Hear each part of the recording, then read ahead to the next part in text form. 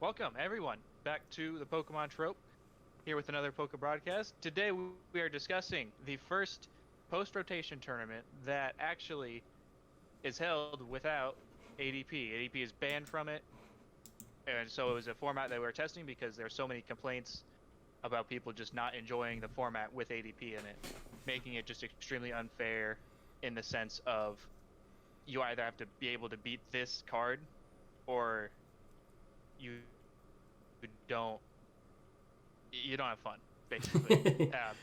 I'm not a fan. Many people aren't, but we're also here because Nick, our very own, won the whole thing with, Yay! of all things, something that you could definitely not play with ADP around, Sandaconda V. So Nick, take the wheel and just kind of discuss why that and how you kind of came to that conclusion. I signed up for this band ADP tournament because I've been a pro band ADP person for a while now.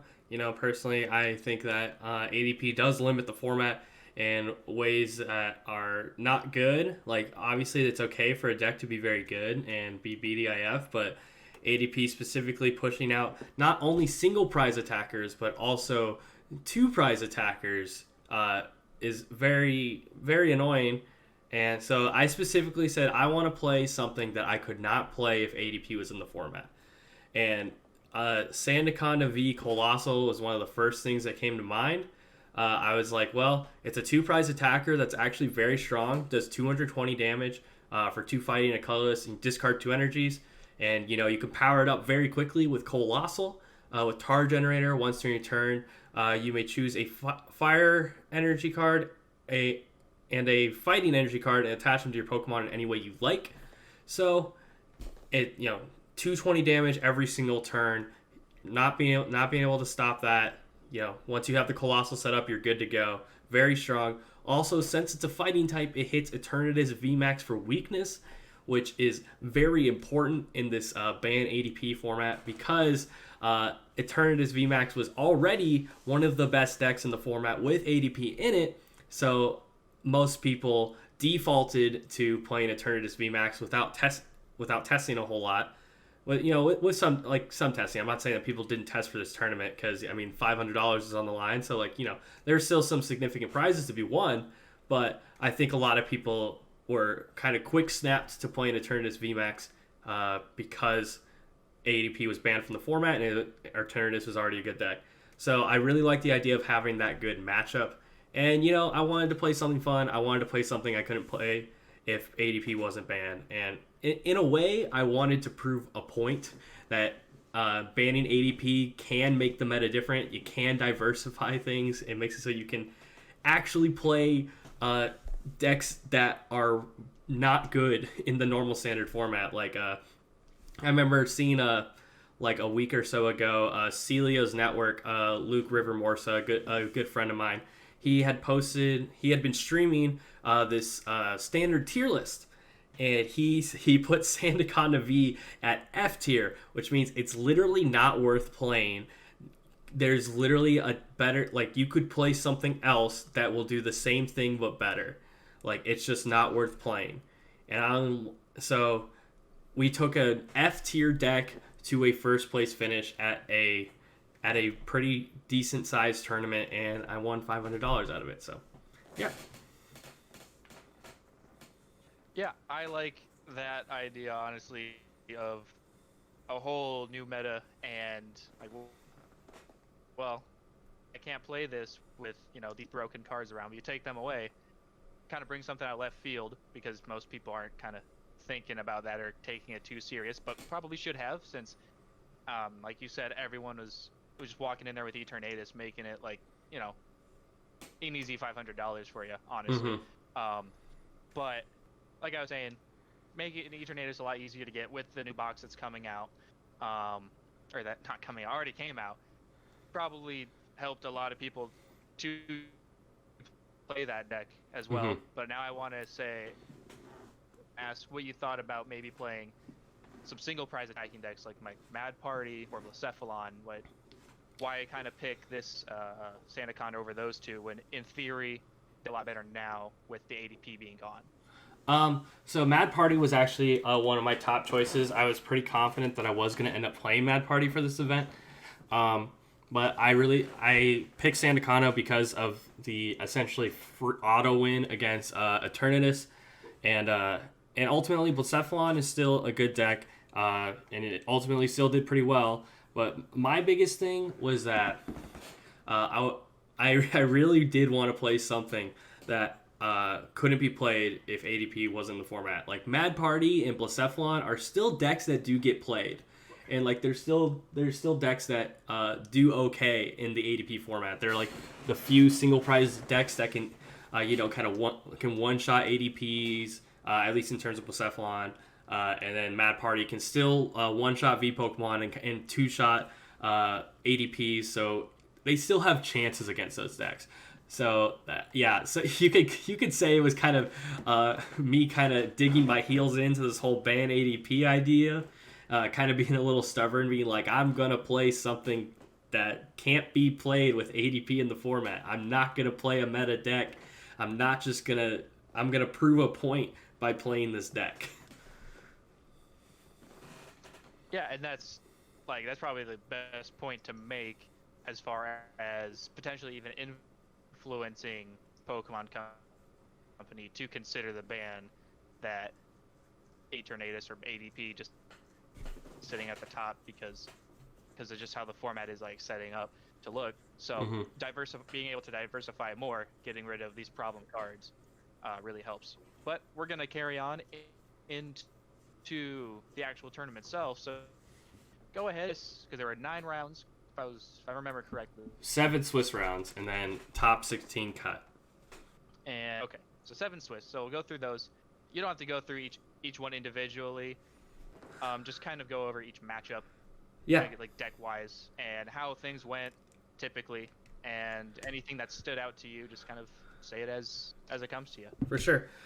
So round 1, I won against Eternatus. I played against Azul GG. As many people that watch competitive Pokemon, Azul GG is, he's one of the best PokeTubers around right now. Very good player.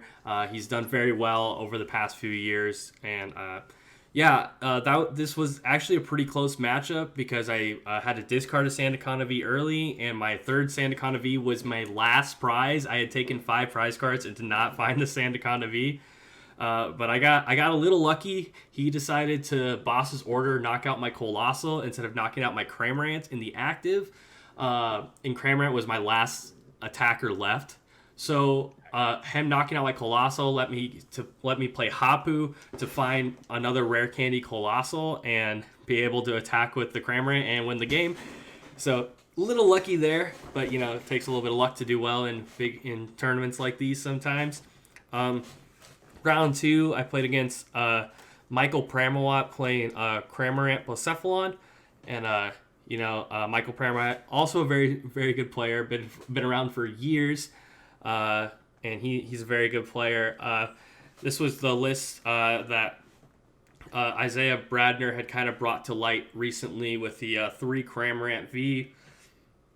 So you kind of use Cramorant early on to snipe the bench and things like that. And this is a really rough matchup for Sandaconda V Colossal because since Cramorant V has a minus 30 resistance to fighting type, you can't actually one-shot a Cramorant. So, and Colossal, as you can see on the screen, has 160 HP, which is exactly how much damage Cramorant does. So Cramorant can just kind of snipe your Colossals for a while. You can't even one-shot the Cramorant. It's rough. The matchup ended up being decently close. I think I was about 1 turn away from winning, but Pram did take it over me in the end. But yeah, and then round 3, I played against an Aerodactyl Golisopod deck, and I did lose to that. Had a little bit of a rough start. Golisopod being able to one-shot Sandaconda was pretty bad, and I just didn't get everything going that I wanted to. I didn't get to attack with all. I was kind of forced to attack with Sandacondas early on, which made it so that he could effectively prize trade with me. Round 4, I played against an Eternatus deck and won pretty handedly. Round 5, I played against a Luke Metal Zacian Caesar VMAX deck. And that's a pretty good, that's still a pretty good matchup because you played the Ninetales V, so you can hit them for weakness and one-shot their stuff. And with a Cape of Toughness, they can't one-shot any of your things. And he didn't play Tool Scrapper, so my Sandaconda and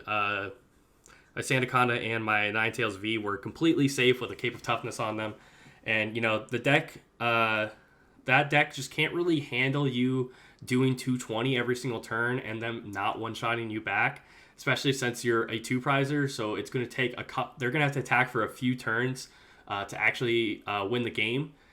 And, you're just hitting 220 every turn with Sandaconda, or you're one-shotting with Ninetales V. It's just hard for them to keep up. Round six, I played against a Scorch with abilities. They played Dedenes and Crobats and stuff. And that was a relatively close game, but it's kind of the same idea of Scorch kind of two-shots you most of the time. And Sandaconda two-shots them, so you can kind of win off that prize trade there. They were kind of she was kind of forced to do a play where she used Hot Burn GX to knock out a Sandaconda. She left 5 energies on a Heatran, but her only other attacker was a Scorch VMAX on the bench that I had already damaged, so I was able to Boss's Order knock out that Scorch, and then she was left with no attacker to one-shot, and I was essentially guaranteed to win the game pretty soon from there. And then last round of Swiss, I played against a Roxy's Sableye deck, which was pretty cool to see. That's just another V Pokemon attacking deck that can't do well with ADP in the format, but we were playing at 4-2. The winner of this would make top cut. So obviously, Roxy Sableye was still doing pretty well. They told me they actually had prized all 4 Sableye V after the fact. Luckily, they were able to use Crobat to knock out my Jirachi and get a Sableye V out of the prizes. So they were kind of able to stay in the game that way. But, it's another situation where Sandaconda V with a Cape of Toughness has 270 HP. Sableye's it's kind of hard to hit those numbers, especially multiple times. And, Sandaconda is going to one-shot them every time. So then we go on to... So then I made it into top 16 cut. And the top 16 cut consisted of 8 Eternatus decks, 2 Cramorant Cephalons, 2 Lucario Melmetal Zacian decks, me playing Colossal, 1 green Scorch deck, 1 green Spurred Trio, and 1 Pikarom. So, obviously very Eternatus dominant, which was awesome for me. But there's still a little bit of diversity in there. I think with enough testing, if people tested this format more, you would probably see a little bit more. I think Eternatus would still probably end up being the top deck, but you would probably see a little bit more diversity in that aspect. So, top 16, I actually played against our friend Kiernan, which was a little frustrating because literally every other top 16 match had an Eternatus in it. So I got unlucky enough to not play against any of the Eternatus that were in top 16. But I did get super lucky against Kieran. It was best of 3 for top 16 cut, and it went loss, win. And, it was a relatively close game, game 1, where he ended up sniping out a lot of my Colossals, and I kind of had to try and deck him out, but it didn't end up working. He had no cards left in his deck, but he was able to take his last prize that same turn. And then I got really lucky games 2 and 3. Game 2, he was just kind of whiffing Welder at the end of the game, and he was only able to hit 250 on a Sandaconda V with a Cape of Toughness on it, and I was able to respond by Boss's Order, Opposition, take my last 2. And then game 3, he just drew completely terrible. He was able, like, his hand was, he started a lone baby Blacephalon and he just had a hand of garbage.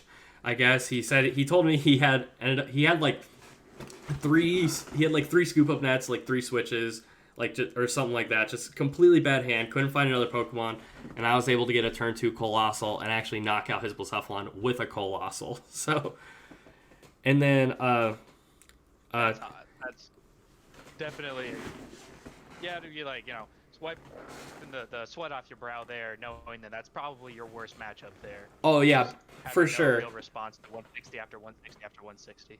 Yeah, no. But carry on. Yeah, no. The Cramorant Blacephalon deck was definitely my worst matchups within all of top 16. Like, it's just not, like I said before, not being able to one shot Cramorants and them being able to snipe your Colossals is just so bad. So I definitely scraped by the skin of my teeth there. But and then, honestly, my top 8, my top 4, and my finals match, they all went the same way, where I just 2-0'd Eternatus.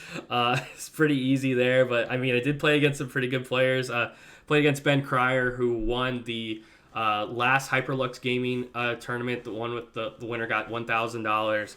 And then I also played against Isaiah Bradner in the finals, and he's a very good, very accomplished player as well.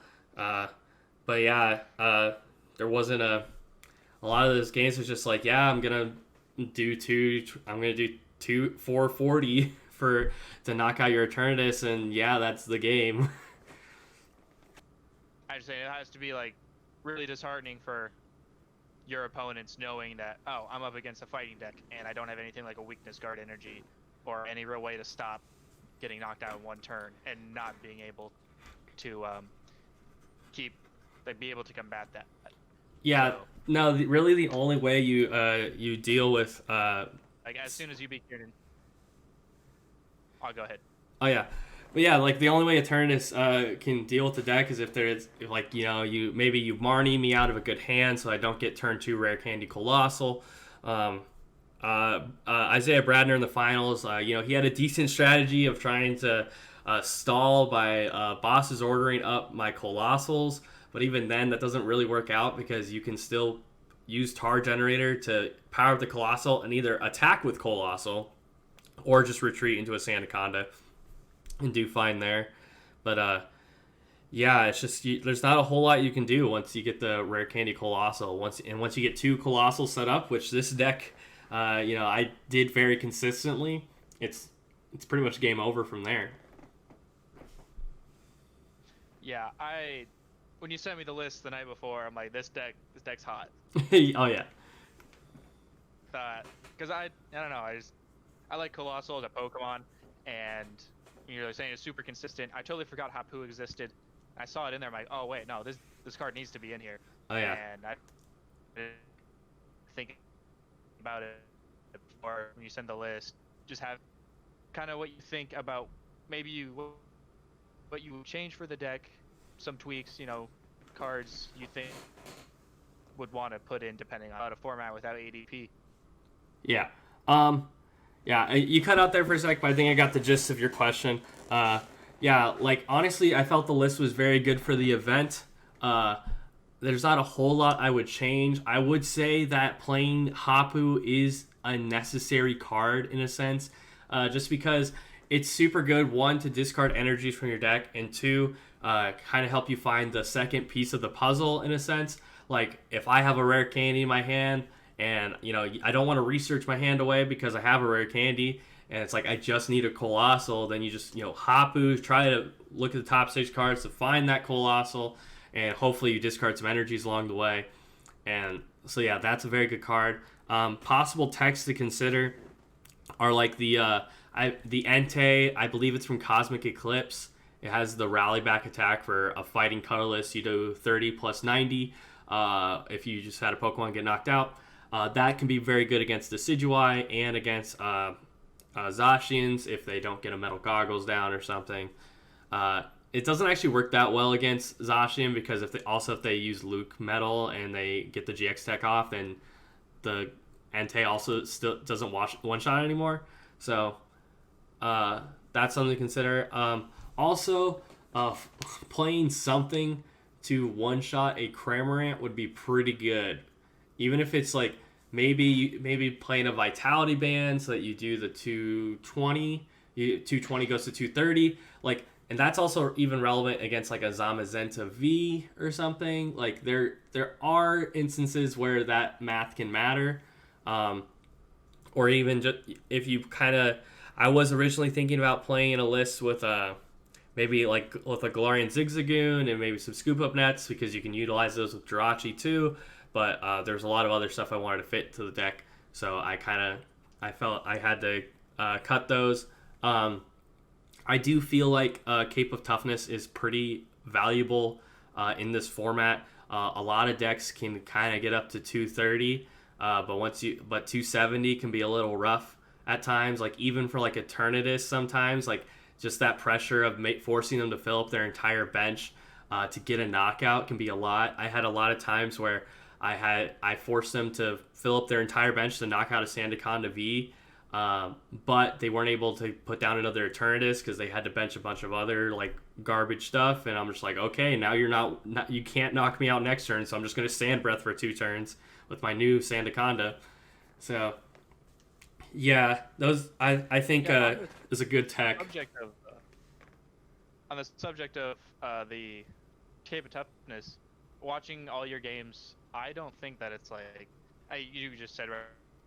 But what I was saying, I think that throughout watching these games, I think Cape is forcing your opponent to make what they would consider a bad play normally, and just to force that knockout and not being able to respond, and especially with a lot of the lists that we saw for Eternatus, they weren't playing the scoop up nets, so when those to put damage counters down on a new Sandaconda with that cape on it, and so definitely I think that it's an essential card to have in that deck, and I think in most decks too that could benefit from it. Yeah, I think a lot of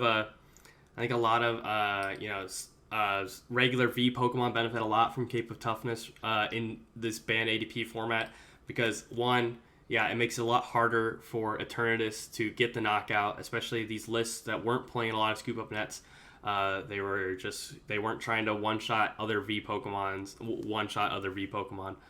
They were just trying to be really consistent, and then especially also against Zacian decks, like Lucario Melmetal and Zacian is still like a pretty good archetype in this format, and making it so that you don't get one shotted by them is also really good. I mean, to adapt to it, I'm sure you would see Lucario, Melmetal, Zacian decks starting to play Tool Scrapper to deal with that kind of thing. That was my biggest thing. This was an open deck list tournament, so I could see my opponent's deck list the entire time beforehand. So I just sit there and I'm like, okay, this Zacian deck, oh, they don't play Tool Scrapper. Okay, so that means that if I put down a Cape of Toughness, it's safe and they're not going to be able to one-shot me, which is really huge. Considering the fact that you're a 2-prizer that now needs to get 2-shot, and you can still one-shot their 2-prizers sometimes, and you can 2-shot their 3-prizers. Along with ADP, what else would you like to see banned if something else is worthy of a ban, or any other changes you want to see for this standard format to make it healthier and more fun to play? That's the thing, is like, personally, I don't think there's a whole lot that needs to be banned per se for the standard format to be healthier. Like, I think something to consider when thinking about whether a format's good or not is sometimes it's okay for a format to just be bad. Like, it's okay for sometimes TPCI just starts printing cards and it makes it in like certain cards just the decks aren't fun. There's not a lot of interaction. In general, one-shot formats are not that fun. But, I don't think any other cards necessarily need to be banned. Like, I know a lot of people have been talking about wanting to have a Boss's Orders ban because they're like, ADP is not the problem here. ADP being able to gust up the Denes and the Crobats and stuff and just take 3 prizes on them twice. Like that's like them being able to gust those Pokemon up is the problem. Because Eternatus has like the VMAXs have big HP, so like if you get rid of Gust, then ADP isn't a problem. But in reality, it's still like there's still a problem that exists from being able to cheat out those prize cards. And Boss's Order is a direct reprint of Lysander. And back when Lysander came out in like 2013, 2014, whatever, I think it was early 2014 it came out. It was fine. Nobody cared that. Like nobody was saying Boss's Order or Lysander was insanely broken, because it's not a broken effect. It's not like using your Sporter card for the turn to gust up a Pokemon is not insane. It's very good, don't get me wrong, but it's not broken. It's not game breaking. And even using Boss's Orders to gust up and take 2 prize cards on an easy to knock out Pokemon like a Dedenne or a Crobat per se, that's not a broken effect. That is perfectly fine. You still have to do that 3 times to win the game. But when you only have to do it 2 times to win the game, that's when it's like, okay, this is a bit much. You only have to have 2 turns where you find the Boss's Orders and are set up to win the game. Boss's Orders obviously a very good card in this format for that reason, because ADP exists and can take those extra prize cards. Even if you ban Boss's Orders, like there's a Boss's Orders banned tournament going on right now. I'm sure you're still going to see a lot of ADP Z in that format, and they're just going to play Pokemon catchers, and people are just going to hate the fact that, oh, it's all just based around them flipping heads to knock out my Dedenne or my Crobat. Like, ultimately, them taking 3 prizes on a Dedenne or a Crobat or something like that is still a problem. ADP still gatekeeps a lot of single prize decks and a lot of 2 prize decks out of the format. You're not going to see Sandaconda v Colossal doing well in that format. You're not going to see a lot of stage 2s thriving because of that. Outside of like Decidueye, but that's like the safeguard thing. That's a whole different thing, and that's fine. But in my opinion, being able to take extra prize cards and completely ruin the prize trade for certain decks is very bad for the format, and makes it not fun to play in, because a lot of times you think, oh, I want to try out this new deck, and it's like, well, it gets wrecked by ADPization, so what's the point? That's kind of what I have to say about that. I'm going to piggyback. Yeah, we'll piggyback off what you're saying about the Boss's subject. Kira and I, after we watched you, clap up everyone, went and got some dinner, and he was talking about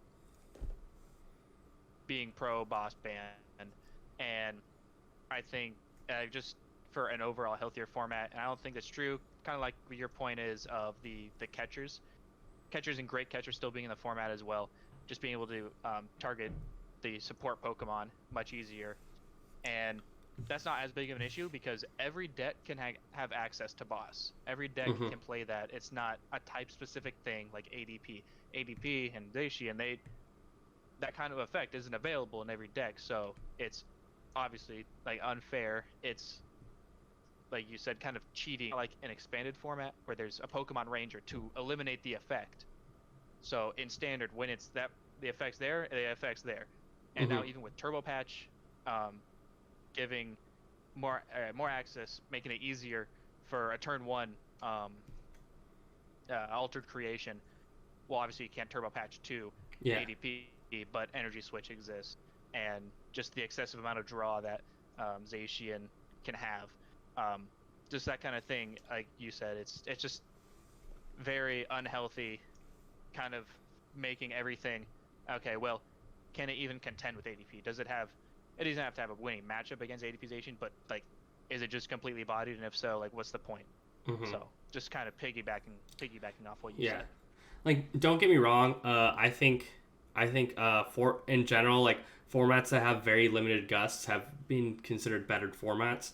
But I don't think I think cards should only be banned if they are fundamentally game breaking or just like really, really bad and annoying to play against. That's the main reason why a lot of cards have been banned. And, I just don't think Boss's Order is the type of card that's game breaking enough to the point where it would warrant a ban. Like, I'm okay with, like, playing you playing in a format where, a tournament where it's like, yeah, we're not going to have Boss Order in that. That's fine. Like, we have the freedom to do that in these times, and that's cool.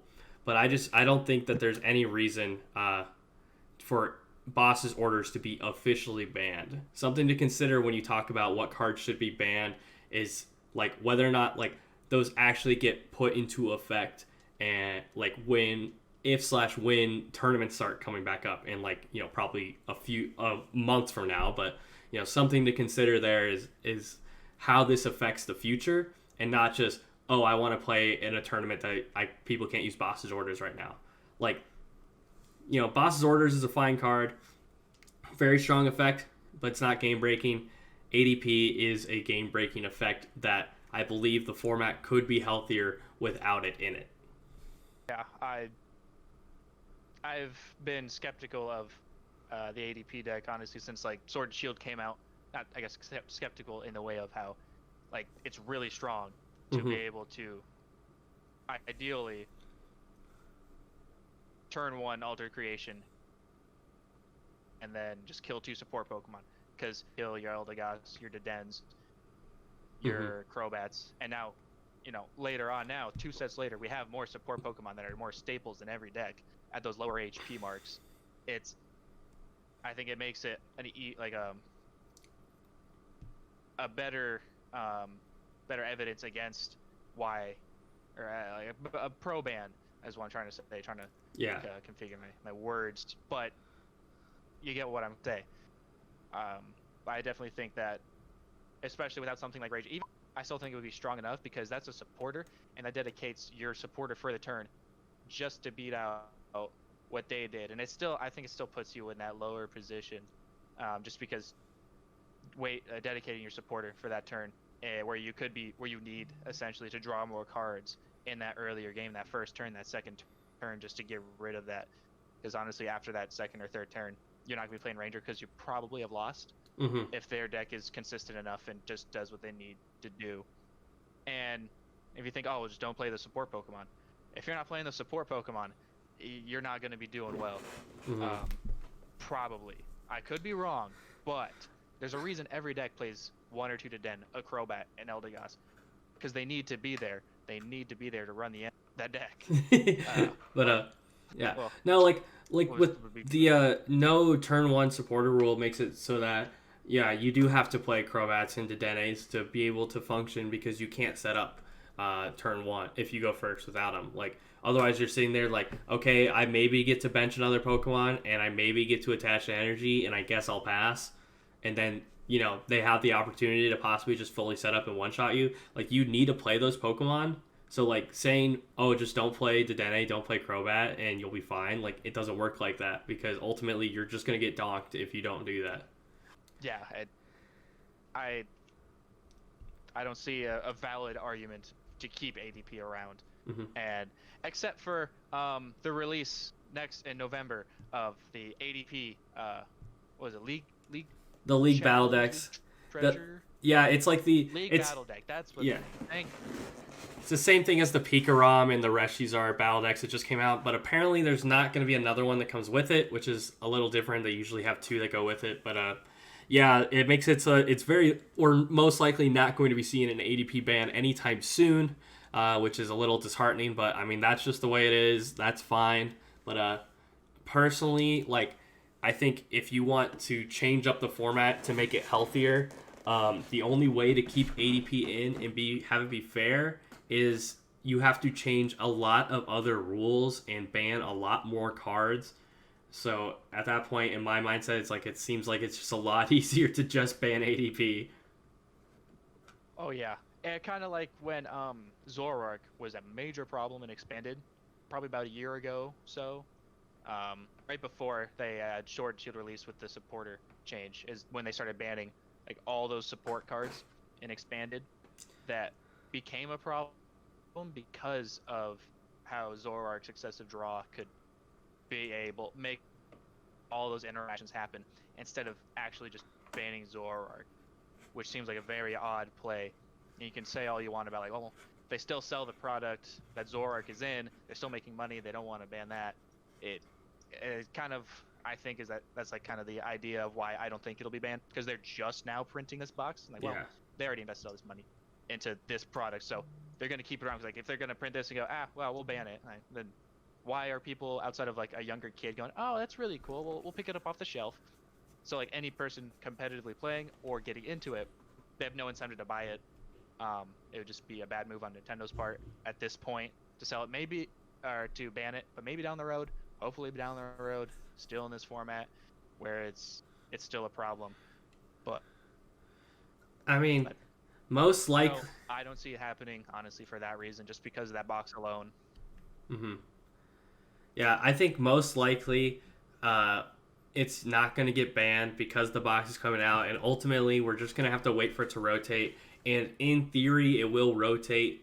It will most likely rotate with this next season, just because the way Pokemon usually does rotations is that they usually try to find kind of some marker to be like, this is when we rotate, like this feature or something, this set design aspect is what we're rotating to.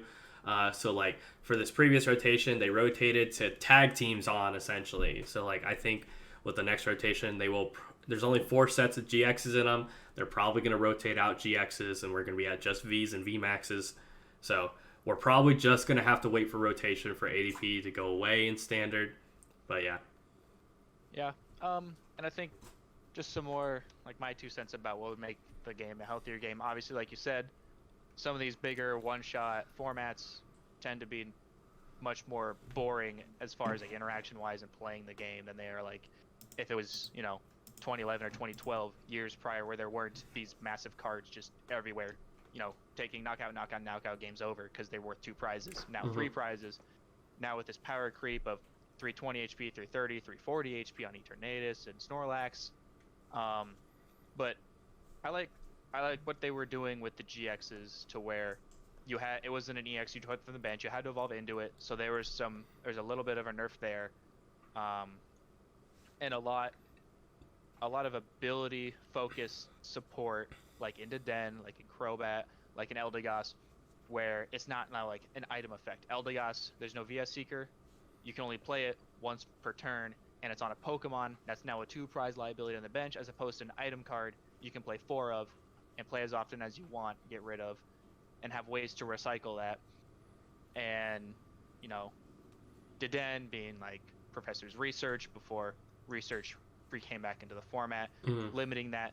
I like that, where it's more Pokemon based, and it's not just we'll just dump all our item cards and we'll just keep drawing cards, we'll attach 1 or 2 energy, and we just start trading knockouts.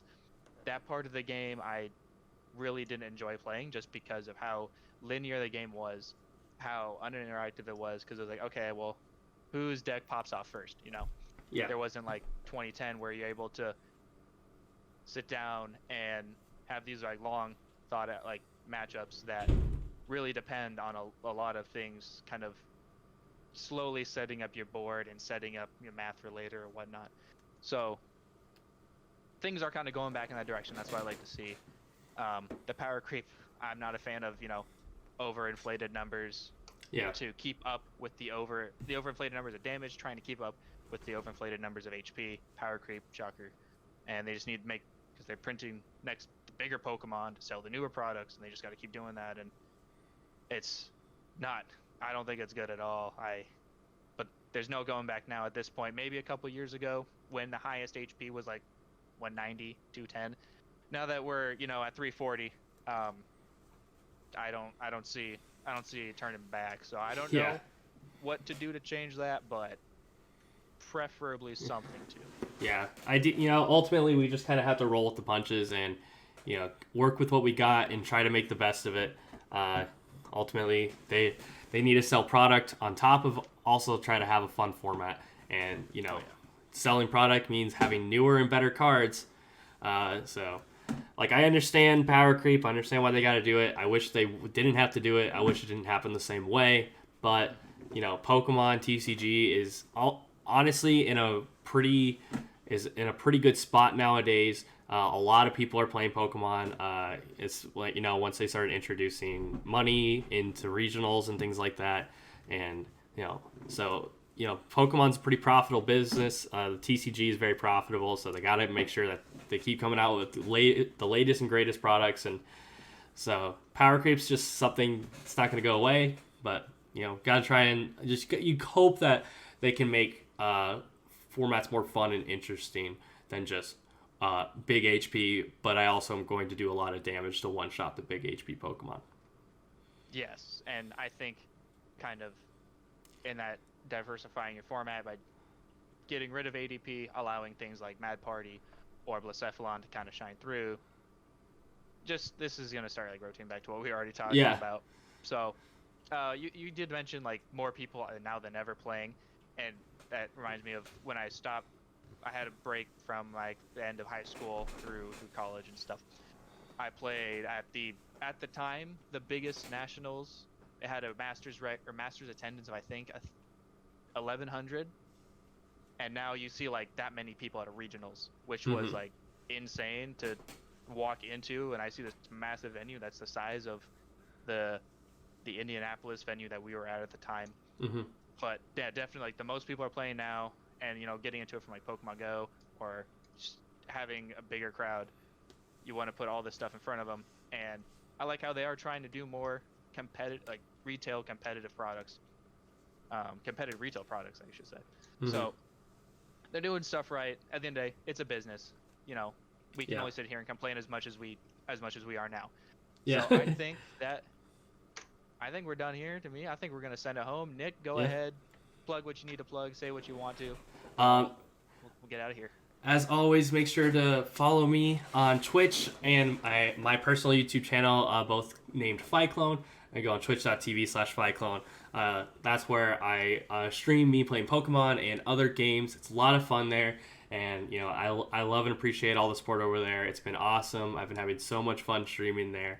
And ultimately, my YouTube channel tends to consist of a lot of highlights and games that I play over on Twitch. So make sure to check that out. And, of course, make sure to subscribe here to the Pokemon Trope. Make sure to like and comment on this video. Tell us how you feel about the possibly banning ADP and what changes for that. Also, make sure to comment down below any questions you would like to see us answer in future PokeBroadcast videos. We love interacting with our viewers, and ultimately we love making content for you all, and we'd love to answer some of your questions. And list some fun decks or competitive decks you want to see here on the channel. We'll probably do Battle Corner videos for those as well. But yeah, I don't think I have anything else. I think that sums it up. I think we're done here.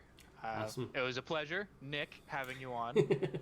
Like we do every time. Yeah, I was about to say, it's like I'm a special guest. I want you to feel special, Nick. You walked in, spent 5 hours, and won $500. So. It was like 9 hours. it was an all day event. 9 hours of work. Man, dude, I had to wake up. That pay rate. Yeah, fair enough. Had to wake up. Okay, I could. All right. Yeah. Okay. We can. I mean. Okay. Have a good one, everybody.